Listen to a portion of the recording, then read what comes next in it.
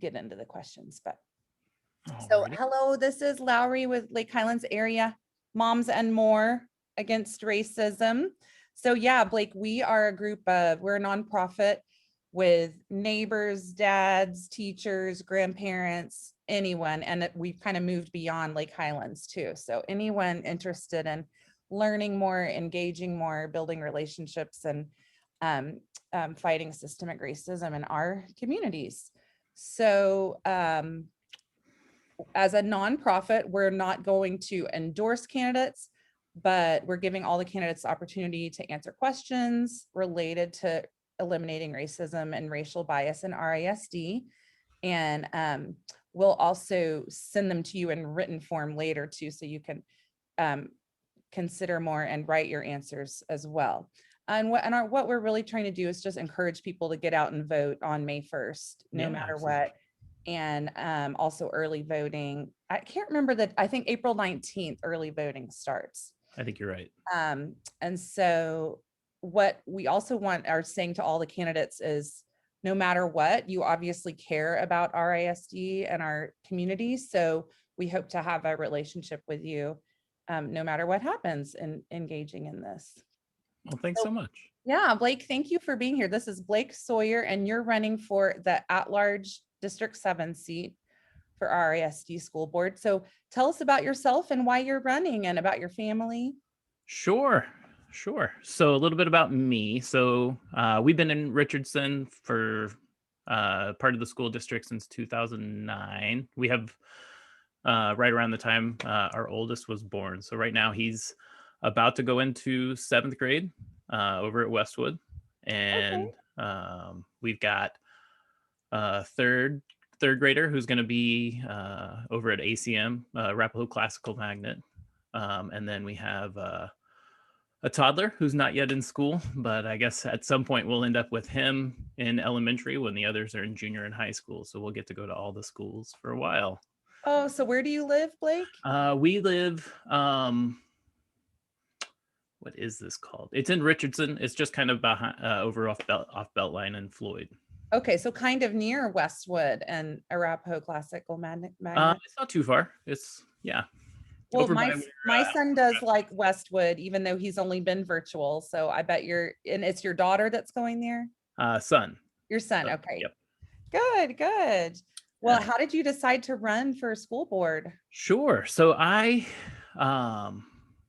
was it 2 or 3 years ago? We've always been really involved in the PTA at Arapahoe Classical, and been able to see all the kids as they grow up and have relationships with all the different kids that are there. And a few years back, when the iPads kind of came out and every kid was given an iPad, we kind of talked through that with our school and what did that look like, and how can we do that in a way that's safe for a kindergartner and safe for a 6th grader to be able to have a tool that they can use to learn, but also be able to not be given too much freedom with those kind of things. And so we talked through that and what it looked like for our kids, and then what that looked like just by having the conversation with our principal. Ended up working out a couple of different solutions for the school, because while it helped our kids, it didn't necessarily help out all of the other kids in all the different classes. So worked with the school and then worked with the school district. And during that time, just kind of really got to see a lot of how the school system is working, and in ways that we could do better, just in terms of how can we make sure that every kid has somebody advocating for them, has a way to have the same abilities and same things that like our kids were having. So so when the time came up that I could run for something, and this is a spot, because I feel like the good thing about the magnet schools is it brings kids from all over the district, and so you're able to see kind of everybody from different upbringings and different zip codes, and be able to see how all of those work together. And so it's been really cool to see all of that. And so this at-large position kind of helps, because I get to bridge that gap across all the different the different schools across all the district. Yeah. And what do you do for a living, Blake? Yeah. So this is hard work right now, I know, but It is. No, this is fun work. So what I do for a living, so I have always had kind of a technical upbringing. So right out of college, worked for Apple, doing support stuff, and then working as a QA engineer for a little bit. Then moved to go to help in a church here in town. And then from there, went to go work at a local police department where my job was to go and help when there was a crime. So when something was committed, as part of our crime scene unit, go and collect video to see if there was any detail that was useful to help those people. And so, Oh, so you um, were like you were technical part of that team? yeah, kind of the like the guy in the van on, Okay. yeah. So those kind of things. And so now I go around and I teach um, different people on both sides, prosecution and defense, how to use video as evidence and how to clean up that evidence to get it kind of the best they can to show what's actually happening inside of it. So Wow, so you're kind of an independent consultant? yeah, so I work for a software company that we work in with everybody. So And you're good at the video stuff. yeah. I need someone to help me with that probably for Lamar. I've just been learning it all. Well, that's really cool. Yeah, So, our first question to you, and then if you think of anything else you want to say, please do. sure. What is your view? And I'll put this in the chat.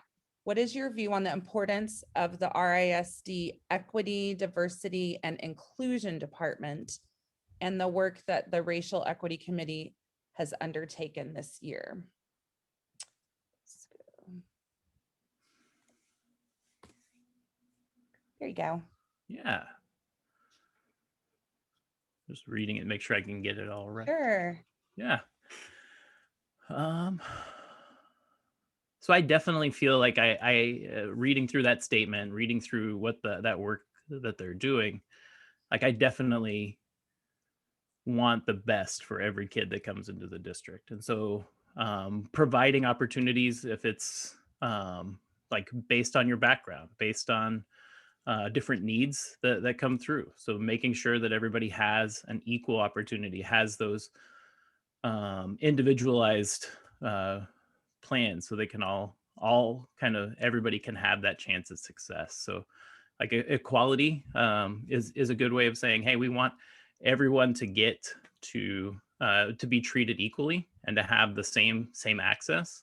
And like the equity part of that is saying, hey, sometimes that means some people need something a little different. So it can be as simple as based on the resources that you have available to you. Let's find a way to help you be able to succeed based on those resources. And sometimes it can even go into the disability side of things. So if you have a learning difference, like having that ability to have those additional resources.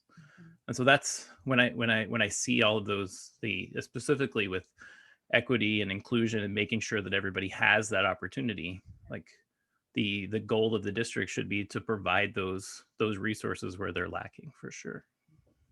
So the next question is, if you serve as trustee, how highly will you prioritize RISD's continuing equity, diversity, and inclusion work in the next several years? Yeah, absolutely. And I don't know if you're, I need to look more at your website. Like if you have, sometimes you have people have priorities or like their Mhm. goals, what those are listed. Yeah, absolutely. So I don't have a website, so Okay. that's as I'm into technology things, but I don't have a website. Um, You've got a Facebook page, I think. I think I have a Facebook Yeah. page. Yep. Yeah. So I would say uh, I do want to make sure, like the reason that I'm running is to make sure that everybody has that equal chance and has that ability to succeed. And so looking at those like those different parts of equity and diversity, making sure that everyone recognizing the differences in people, but being able to say, hey, how can we work with those differences to bring better results, not only for each kid, but as a community, I feel like is an important part of this for sure. Yeah. Let me put the next question in. Okay, so this one is long and it lists some of the areas that we recognize some disparities. What approaches would you like to see RISD pursue in addressing any racial disparities identified in special education placement, student discipline, home internet access, placement in pre-AP and AP courses, retention and secondary GT services, and preparation for four-year colleges? So just anything you want to say about any of that. Yeah, It's a long list. it is a long list, but it's a good list. Mhm. So like I think I've said maybe in our last time when we got together, like, so one of my kids, I guess maybe two of my kids has some learning disabilities, and so being able to see those and advocate for those, like, is something that's really been important to me as a parent. Mm. But having the time and the ability to see those and advocate for those, like, is a big part.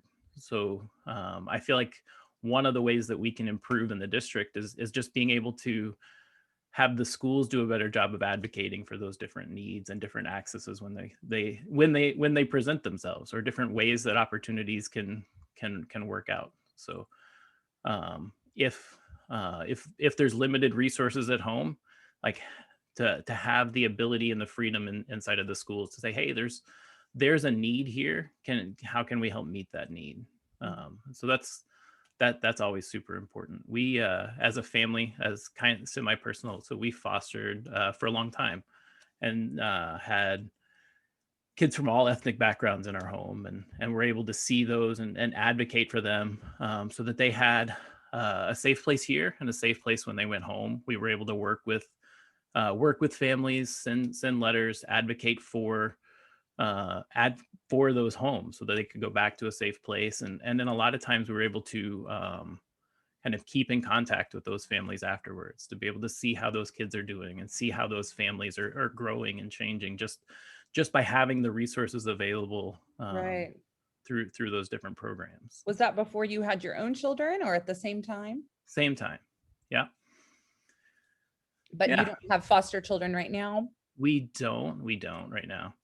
Well, We that's had really 8 neat. over a short span, and so we uh, after our youngest, who has some learning needs, came along, we needed to kind of redirect a little bit. So Sure, sure. Well, that sounds like a valuable experience for everyone, I'm sure. yeah. So my next question is, do you support RISD's recent progress in the areas of pre-K programs, ACE campuses, improvements in GT identification, and other steps taken to help close the achievement gap? And do you support continuing these efforts? Um, so I know I can speak through some of those because I Yeah, know my way around a few of those, and I'd say okay. there's definitely been some good improvements over the last few years. The ACE campuses, while it does kind of divert resources, it seems like it does a good job in putting those resources where they're needed in the districts, and so I feel like that's a good opportunity. The pre-K programs, and I guess the purpose of moving towards the middle schools is so that we can have that pre-K for everybody, which is a great value, because that gives kids in our district the ability to kind of close that gap at a younger age, and as you hit those younger ages, then you can have a bigger impact for the long term, for sure. Yeah. Um, So I guess the answer is yes to both of those. okay. Good enough. Um, how important do you believe it is to implement culturally responsive teaching approaches, instructional materials, and professional development for teachers in all grades? So in Um, the classroom and then uh-huh. also training the teachers. Okay. Um, I I feel like, let me think through that one just a little bit. Yeah. I think so. With our kids going to a magnet school, like, we do see a lot of kids from a lot of different backgrounds, and so it's always been really good for us to see those different backgrounds and be able to have kids with kids in our home. Our kids go to other kids' homes, not not in the last year, but um, to be able to see those different things and to be able to celebrate those differences that everyone has. And I can see the value in acknowledging those differences and then being able to teach to those differences for sure. Yeah. And then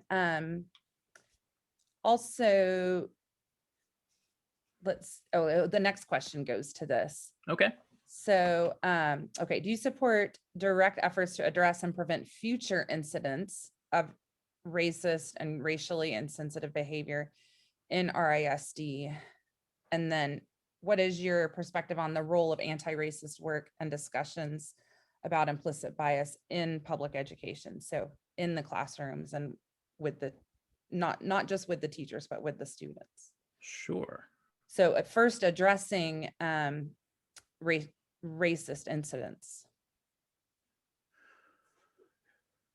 So I definitely feel like we should Like like how should RISD respond? yeah, I feel like definitely racism doesn't have a place in our society in any form, and so whatever that means to address that, my faith teaches me that we're all created equally, that we are all the same, and so being able to acknowledge that and work through those things is an important part of living in a society with other people for sure.